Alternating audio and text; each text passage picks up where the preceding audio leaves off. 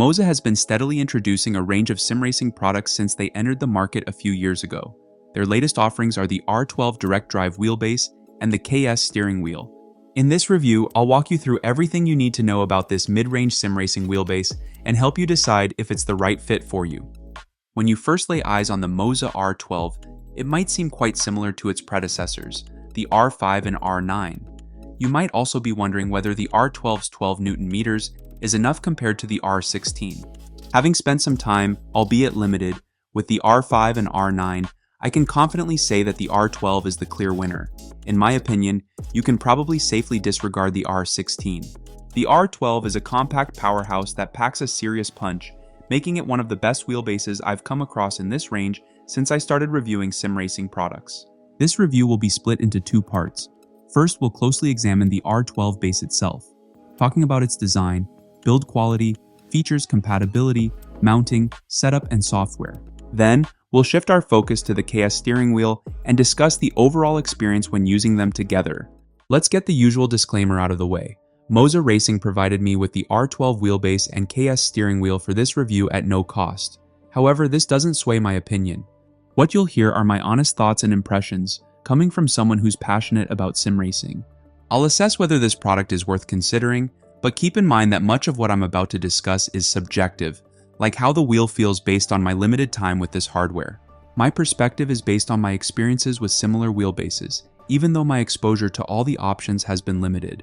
I'm approaching this review as if I were a newcomer to SimRacing, considering this as my first wheel or someone looking to upgrade from an entry-level non-direct drive option. Before delving further into the details, let's address the matter of pricing. However, I will revisit this topic later to explore its value proposition and compare it against other manufacturers' wheelbases within this specific range.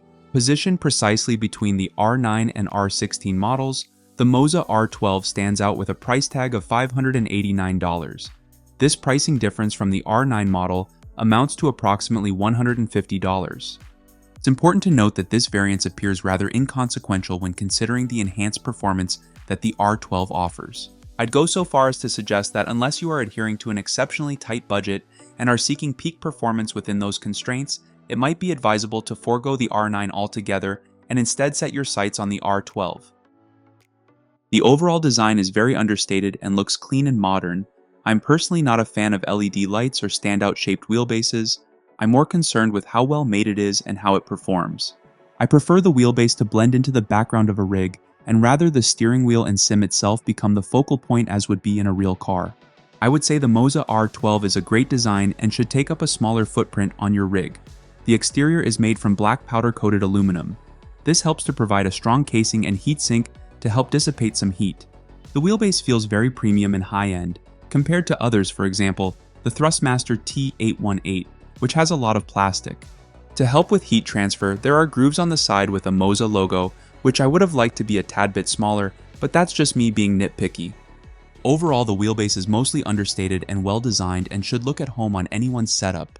The core of the MOZA R12 centers around its direct drive servo motor, snugly encased in aviation-grade aluminum. With 12 Newton meters of maximum torque, it hits that sweet spot that direct drive wheelbases are aiming for these days. The R12 also takes advantage of an intelligent temperature control system to maintain optimal conditions. On top of that, it flaunts remarkably low force feedback latency and rapid steering response. But hang on, I'll delve further into this when we explore its performance in detail. The MOZA R12 is all about PC compatibility. If you're a console racer, you're out of luck for now, as it doesn't work with an Xbox or PlayStation, nor any other MOZA gear at the time of filming this review. Pairing the R12 with other MOZA gear is pretty simple. Almost all MOZA wheels play nice with this base, except for older models like the RSV1, GSV1, and CSV1 wheels. Everything else, including the updated versions, is good to go. Thanks to MOZA's quick release adapter, you can use steering wheel rims from different brands with the R12. Just mount your SimRacing wheel on the QR adapter. One thing to keep in mind is that some features of third-party wheels might not work due to data transfer limitations. When it comes to pedal sets, shifters, and handbrakes from other brands, no sweat. You can plug them directly into your PC via USB and they'll work with the MOZA R12. That means you can seamlessly fit the wheelbase into your existing SimRacing setup and use the hardware you already own. What's handy is that all MOZA peripherals can be hooked up to the dedicated ports on the back of the wheelbase. Then just run a single USB cable to your PC. You've got 5 ports in total, one for pedals, one for the shifter, one for the handbrake, another for a dashboard, and even an emergency stop button if you're feeling extra cautious. The MOZA Quick Release employs a design reminiscent of the NRG style, incorporating interlocking ball bearings to secure the steering wheel in place firmly. This setup allows a MOZA steering wheel to be effortlessly attached by simply sliding it onto the wheelbase and locking it into position. I'm particularly pleased to share that I encountered absolutely no wobbling or flexibility issues, which personally irk me when it comes to SimRacing wheelbases. I'm happy to confirm that these concerns are entirely absent with the MOZA Quick Release. When you're ready to remove the steering wheel, it's a straightforward process. Push the hub situated behind the steering wheel toward yourself while simultaneously pulling the wheel away. In contrast, other designs like Fanatec's aging QR system often required the use of both hands on the quick release to free the wheel before removing it. This can feel a bit more cumbersome in comparison, in my opinion. When it comes to mounting the R12, you'll need to use the 4 holes on the bottom of the base, a pretty common setup for many wheelbases. But here's my gripe, I'm not a fan of wheelbases that only allow bottom mounting. It's a personal thing really. On my ASR Pro rig, for example, this kind of setup restricts adjustability, especially since the regular wheel deck can't be angled. I ran into the same deal with the Thrustmaster T818 and Camus DDWB I tested earlier this year. So my solution, longer screws and some nuts to tilt the front of the base. Not the most elegant fix, but it gets the job done for me. I kinda wish companies like MOZA would just toss in a base plate with an angle adjustment right in the box. It would make mounting easier, no matter what your rig's capabilities are. But don't get me wrong, this isn't really a knock against the R12, more like a recurring issue with similar mid-range wheels. Setting up SimRacing gear can be a bit of a puzzle, especially for newcomers. However, MOZA has made this process quite smooth with its proprietary Pithouse software. This software opens up a world of possibilities for fine-tuning and customizing the wheel's performance and outputs. During my experience, I did find myself making minor adjustments to suit my driving style better. If you're not the type to tinker with settings, don't worry. The software comes preloaded with presets tailored for popular sims like ACC, iRacing, and Automobilista 2. These presets provide a solid starting point, although a bit of tweaking was needed to get things just right. If you're someone who loves getting hands-on, you'll absolutely love the level of customization the software offers. However, I understand that it might feel overwhelming for those who aren't as tech-savvy. You can tune and save a profile for every unique setup. Moreover, you can download or share settings with others, your friends, fellow racers, whoever. I found the software extremely user-friendly and intuitive. Setting up initially was a breeze, and the software automatically checks for firmware updates, prompting you to update when necessary, as was the case for me during my initial startup. Alright, let's get to the part that really matters.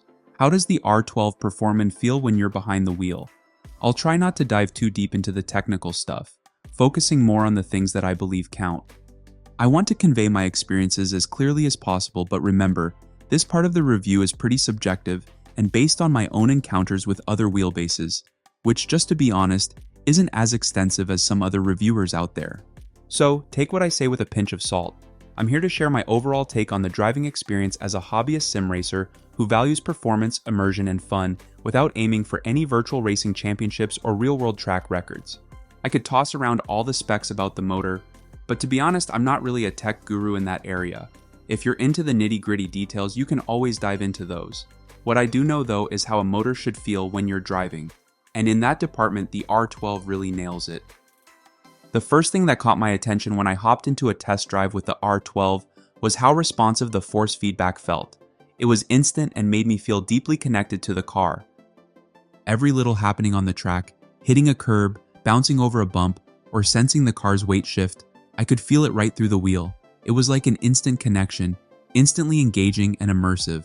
Just to put things in perspective, my daily driver is a high-end SimRacing 2 Pro wheelbase. Sometimes when I try out other gear, I get this nagging feeling that I'm missing out, but I need to remind myself to look at where each thing fits in the grand scheme of things. The R12 didn't leave me feeling left out, unlike some others that have. This super quick response time let me drive with full confidence, making precise moves on the track. In simple words, it felt really, really good, and I was fully absorbed in the experience. I also couldn't help but notice the smoothness. The steering felt buttery, without that grainy or noisy sensation I've encountered with some Fanatic wheelbases. With the R12, everything was just silky smooth, and that was seriously satisfying. Let's talk about weight transfer. That's another thing the R12 excels in. As the car's weight shifts from side to side, the wheel pulls you along. It's like the wheel is letting you in on the car's reactions to the track. And here's another area where the R12 shines, communicating vibrations and rumblings. When you're understeering, the bass rumbles, giving you a feel for what's happening. This was both helpful and immersive. Even the rumble strips felt distinct through the wheel. I also used butt kickers, and surprisingly, even with them turned off, the wheel managed to give me a really clear sense of the track's texture and surface. However, in some of the presets, I found this effect a bit too much, so I ended up sticking with the middle setting, which felt just right, not too overwhelming but still providing enough detail. Now, let's tackle the force feedback strength. I'm guessing a lot of you are curious about this. The peak torque of 12 Newton meters hits that sweet spot perfectly on this wheelbase. Sometimes, when I've been on an R9, I felt like I could use just a bit more strength. I know it might sound funny coming from someone who uses a 25 Newton meter SimRacing 2 Pro wheelbase, but honestly, I don't believe most sim racers need more than 12 Newton meters for a great racing experience. It's not always about the number, but how well it's put to use. And let me tell you, the R12 does a fantastic job. I could feel every single detail, so much so that I occasionally found 100% strength a tad too much for my taste. If you're on the fence between the R9 and the R12, I'd say go for the R12. You certainly won't have any regrets. Of course, if you have the budget and just want to max out because you can, then sure, go for an R16 or a higher end wheelbase. All I'm trying to convey is that I genuinely think there won't be many folks out there who'd regret getting the R12. And for those stepping up from entry-level belt-driven wheels, you're in for an absolute treat. Now it's time to dive into the KS steering wheel that MOZA kindly sent my way to complement the R12. These two together form quite a dynamic duo. MOZA already has a couple of Formula-style steering wheels in their lineup, and since I have limited time with MOZA steering wheels, I can't directly compare it to their other Formula-style options. However, I can highlight a few differences and then share my thoughts on the KS wheel in relation to the variety of sim racing wheels I've used from other brands. Although the wheel lacks a built-in screen like their popular FSR wheel, it boasts some pretty nice features and a rather appealing design. Let's address the price up front. The KS now takes the crown as the most budget-friendly option among MOZA's trio of Formula wheels. The GS GT wheel used to be the most affordable at a starting price of $419, while the FSR, essentially a GS GT wheel with an added screen, sits at $649. This fresh KS steering wheel comes in at only $279, solidifying its place as the most wallet-friendly choice within the Formula group. Taking a closer look at the design of the KS wheel, my first impression upon unboxing it was one of immediate satisfaction with its appearance and tactile feel. The shape and style of the wheel resonated with my personal preferences. It's somewhat reminiscent of my daily driver, the Grid MPX wheel, although there's no fair comparison in terms of materials and build quality. Yet, considering the price of this wheel, you're truly getting a well-crafted piece of hardware. In direct comparison to the GS GT and FSR wheels, the KS wheel ties for the largest diameter at 300mm, a size I find to be just perfect. It felt more comfortable in my hands than my experience with the slightly smaller 270mm Fanatic Formula wheel. I also happen to prefer the rubber grips on the KS wheel over suede or leather, though that's a matter of personal preference. The wheel itself is remarkably lightweight, even lighter on paper than the GS GT and FSR models. This is largely due to the materials used. Unlike the more expensive GS and FSR variants that feature real carbon faceplates, the entire structure of the KS wheel is fashioned from a type of plastic composite. Both the front and rear boast a carbon fiber pattern that looks quite appealing in person, though it does have a plastic-like texture upon touch.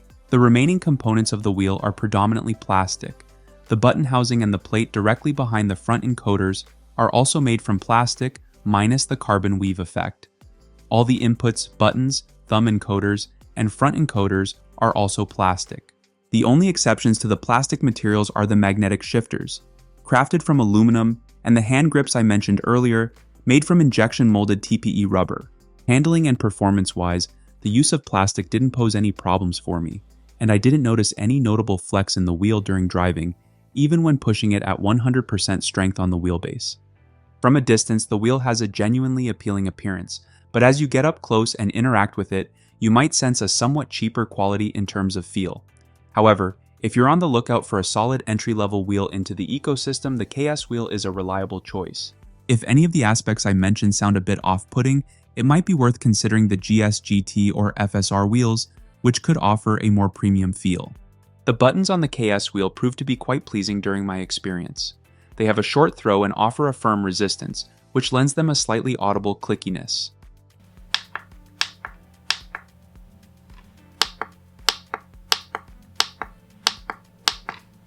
This tactile nature makes them satisfying to use and minimizes the chances of accidentally triggering anything. If you're someone who enjoys buttons with a clicky feel, you'll likely appreciate these. For those who revel in RGB lighting, this wheel has you covered. The buttons are crafted from transparent plastic, allowing the lights behind them to shine through. What's even better, you can customize the color of each individual button to match your preferences. The process is incredibly straightforward and doesn't even require firing up any software. This means that if you have a sudden change of heart, you can alter your lighting while in the pit. To initiate the setup mode, simply hold the two thumbsticks in opposing directions for a few seconds. From there, you can cycle through each button to set its color. I find this method intuitive, although it would have been a nice touch also to have this feature accessible through the software, a feature which oddly seems to be missing. When it comes to labeling, the buttons and wheel don't feature extensive predefined markings. The encoders are one exception, but these can easily be covered with stickers if desired. Luckily, the wheel comes with a set of stickers for customization. Personally, I like how the buttons shine through the labels when the stickers are applied. Operating the rotary encoders is a pleasant experience. They offer a satisfying level of resistance that strikes a balance between being comfortable to use while driving and providing enough resistance so you won't accidentally switch something. Having thumb encoders like these proves incredibly handy for making quick adjustments on the fly. I really like that they added rev lights to this wheel. Surprisingly, even some high-end Formula wheels don't have these lights. I actually prefer the classic look of these lights over the diffused light bars I've seen on other MOZA wheels. To me, those bars don't quite give off a realistic vibe. When it comes to shifters in SimRacing, personal preference really plays a big role. Some folks lean towards stiffer, noisier shifters, while others prefer them looser and quieter, or somewhere in between. I wouldn't rank these as my absolute favorites, but as I spent more time with them, they started growing on me. They aren't super clicky or stiff like Fanatic shifters, yet they offer a very satisfying springy feel that makes gear changes enjoyable. MOZA took a different route with the KS wheel compared to their Alcantara and leather versions. They chose instead molded rubber grips, which I've really grown to like on SimRacing wheels. They're comfy yet tough. The grips on the KS wheel strike a good balance, solid yet flexible, giving me a confident hold that felt nice in my hands. I can't say for sure how they'll hold up over time, as I've only used the wheel for a limited time, but I can imagine they'll still look better after a bunch of hours compared to faux suede or Alcantara. Plus, they're easier to clean after sweaty sessions, especially if you're not using gloves. I had a great time using this wheel with or without gloves. If you're new to MOZA wheels, I think this one's a great choice. It pairs nicely with the R12 and should go well with their other wheelbases too. If you already own a MOZA Formula wheel, you might not need this unless you're really into the new design and the rubber grips. Now, the $1 million question, or more like the $590 question, should you invest in the MOZA R12? I can't make that call for you because everyone's situation is different, but let me put it this way. If I had a chance to start over, this wheelbase would undoubtedly be high on my list. In wrapping up this review, I can confidently say that the MOZA R12 wheelbase offers a compelling package that's hard to ignore in the mid-range SimRacing market. Its 12 Nm of torque hits the sweet spot, delivering a blend of strength and finesse that makes driving engaging and immersive. The thoughtful design, responsive force feedback, and smooth handling combine to create a satisfying experience on the virtual track. Pairing the R12 with the MOZA KS steering wheel, you get a well-balanced setup that complements each other beautifully. The rubber grips on the KS wheel, while a departure from the usual materials, prove to be a smart choice in terms of both comfort and longevity. While the competition has its contenders, the MOZA R12 stands tall among them, offering a potent combination of performance, features, and value. For those stepping into the MOZA ecosystem for the first time, this wheelbase is a solid entry point, while even existing MOZA users might find the R12 an appealing upgrade. As the SimRacing landscape continues to evolve, MOZA's commitment to quality and innovation shines through in the R12. Whether you're chasing lap times, immersing yourself in the virtual world, or simply enjoying the thrill of racing, the R12 has the potential to elevate your SimRacing experience to new heights. Thank you for joining me for this review of the MOZA R12 Wheelbase and KS steering wheel.